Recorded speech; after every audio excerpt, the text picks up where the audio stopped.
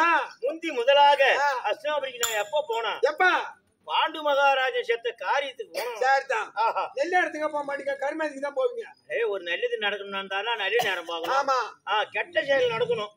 அஸ்தினாபுரியில 18 அக்ரோனி சேரம் அழியணும் அப்படி சொல்ற நோக்கத்தோட நான் போனேன். அப்படி போகக்கூடிய வழியில சகுனி அண்ணன் வந்தாரு. அவரு ஒரு பாதையில இருந்து வந்தாரு, நான் ஒரு பாதையில இருந்து போனேன். 2 பேரும் ஒன்னா சேர்ந்தீங்க. ஆமா. அவரு கேக்குறாரு, ஏன்டா தம்பி கிருஷ்ணா எங்கடா போறேன்னு. பாண்டு மகாராஜன் செத்துட்டாரு. செத்ததுக்காக அண்ணன் பெரிய அண்ணன் போய் போனாரு. நான் என்ன பண்றேன், ஒரு காரியத்துக்கு போனா தானே ஒரு யாரிய ஒரு பலராமருக்கு தம்பி சாத்தகி அண்ணன் அப்படின்லாம் தெரியும். அப்படி சொல்லிட்டு அவரு கூட பேசினே போனோம். அவருக்கு ஒரு என்கிட்ட சொன்னாரு, என்னடா தம்பி நாங்க ஒரு 104 பேர் இருந்த அண்ணன் அந்த துரியோதனை என்ன பண்ணோம், காராகாரம் சொல்லி செயல அடைச்சு எல்லாருக்கும் ஆளுக்கு ஒரு கொட்டாஞ்சி கூழ் கொடுத்தோம். அதை குடிச்சிட்டு நாங்க எப்படிடா உயிர் வாழறது? ஆமா, எல்லாம் செத்துட்டாங்க. தப்பி போச்சுது நான் ஒரு ஆள் தான் அப்படின்னு அவரு என்கிட்ட சொன்னாரு. அப்ப நான் என்ன பண்ணேன், ஆஹா இதான் இல்ல சமயம். அண்ணா அண்ணா துரியோதனம் உனக்கும் பகை எனக்கும் பகை, அதனால வேண்டி நீ தலை கட்டிட்டு அங்கேயே தங்கிடு.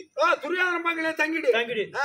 நீ சொல்லக்கூடிய வார்த்தை வெள்ள மாதிரி இருக்கணும். கடைசியில அது விஷமா போய் முடியணும், மாறணும். ஆமா அப்படின்னு அவர்கிட்ட சொல்லி கொடுத்துட்டேன்.